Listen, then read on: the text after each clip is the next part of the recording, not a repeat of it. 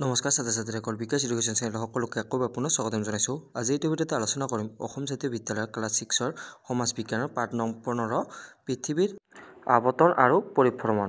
ইয়াৰ আজি প্ৰশ্নোত্তৰখিনি গোটেইখিনি আজি আলোচনা কৰিম। তেনেহ'লে ভিডিঅ'টো স্কিপ নকৰাকৈ শেষলৈকে চাই থাকক।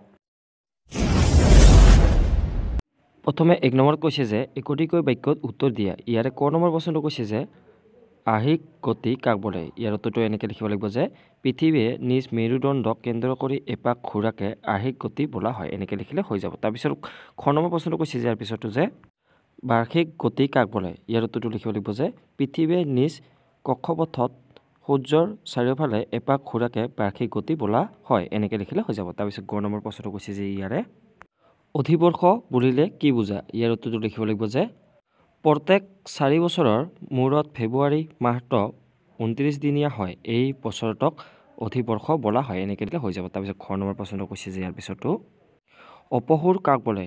ই কোন তাৰিখে সংঘটিত হয়। ইয়াৰ উত্তৰ লিখিব লাগিব যে যিদিনাখন সূৰ্যৰ দূৰত্ব পৃথিৱীৰ পৰা সৰ্বাধিক হয় সেই দিনটোক অপসূৰ বুলি কোৱা হয়। ই 4 জুলাই তাৰিখে সংঘটিত হয়। এনেকৈ লিখিলে হৈ যাব। তাৰপিছত 9 নম্বৰ প্ৰশ্নটো কৈছে যে ইয়াৰ পিছতো কৰ্কট সংক্ৰান্তি কাক বোলে। ই কোন তাৰিখে হয়। ইয়াৰ উত্তৰটো লিখিম যে সূৰ্যৰ ৰশ্মিক কৰ্কট ক্ৰান্তি ৰেখাৰ ওপৰত লম্বভাৱে পৰা দিনটোকে কৰ্কট সংক্ৰান্তি বোলা হয়। ই 21 জুনৰ দিনা সংঘটিত হয়। এনেকৈ লিখিলে হৈ যাব। তাৰপিছত প্ৰশ্নখিনি কৈছে যে ইয়াৰ পিছৰখিনি যে 2 নম্বৰত যে খালী ঠাই পূৰ কৰা। ইয়াৰে ক নম্বৰ প্ৰশ্নটো কৈছে যে পৃথিৱীৰ মেৰুদণ্ডডালে কক্ষতলৰ লগত ইয়াত আমি খালী লিখিম যে 66.5 ডিগ্ৰী কোণ কৰি আছে। এনেকৈ লিখিলে হৈ যাব। তাৰপিছত খ নম্বৰটো কৈছে যে ইয়াৰে জানুৱাৰী মাহৰ 3 তাৰিখে হোৱা সূৰ্যৰ অৱস্থানটোক ইয়াত আমি খালী লিখিম যে অলসুৰ বোলে। এনেকৈ লিখিম। তাৰপিছত গ নম্বৰটো কৈছে যে মহাবিষু ইয়াত আমি খালী লিখিম যে 21 মাৰ্চ তাৰিখে সংঘটিত হয়। এনেকৈ লিখিম।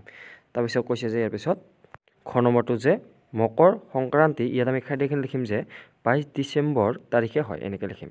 তাৰপিছত 3 নম্বৰ প্ৰশ্নটো কৈছে যে আৰ্হিক গতিৰ ফলত কেনেদৰে দিন ৰাতি হয় ছবি আঁকি বুজাই লিখা। আমাক ছবি আঁকি বুজাই লিখিব দিছে। ইয়াৰ উত্তৰটো আমি এনেকৈ লিখিম যে প্ৰথমে আমি ঠিক এইটো ছবিৰ দৰে আঁকি ল'ম। তাৰপিছত ইয়াত লিখিম যে ইয়াৰ পিছত আৰ্হিক গতিৰ ফলত পৃথিৱীৰ দিন ৰাতি হয়। পৃথিৱীয়ে নিজ মেৰুদণ্ডত পশ্চিমৰ পৰা পূবলৈ ঘূৰে। সেয়েহে পৃথিৱীৰ ওপৰত থকা পূব ফালৰ ঠাইবোৰত আগে পোহৰ পৰে। পৃথিৱীখন ঘূৰণীয়া হোৱাৰ বাবে পৃথিৱীৰ সকলো ঠাইতে একেটা সময়তে নপৰে।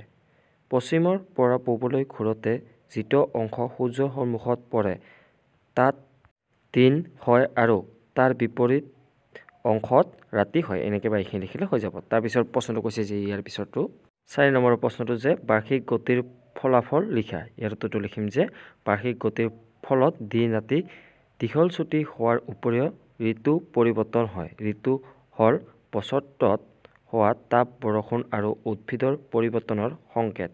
ঋতু 6টা গ্ৰীষ্ম বৰ্ষা শৰৎ হেমন্ত শীত আৰু বসন্ত। এনেকৈ বা এইখিনি লিখিলে হৈ যাব। তাৰপিছত শেষৰ প্ৰশ্নটো কৈছে যে 5 নম্বৰটো যে চিত্ৰৰ সহায়ত মহাবিষুৱ আৰু জল বিষুৱৰ অৱস্থান দেখুওৱা। ইয়াৰ উত্তৰটো লিখিব লাগিব এনেকৈ যে ঠিক এইটো ছবি দিয়াৰ দৰে 5 নম্বৰ উত্তৰটো লিখি দিলে হৈ যাব। অৰ্থাৎ এইটো ছবি আঁকি দিলে হৈ যাব। আজিলৈ ইমানে। ধন্যবাদ।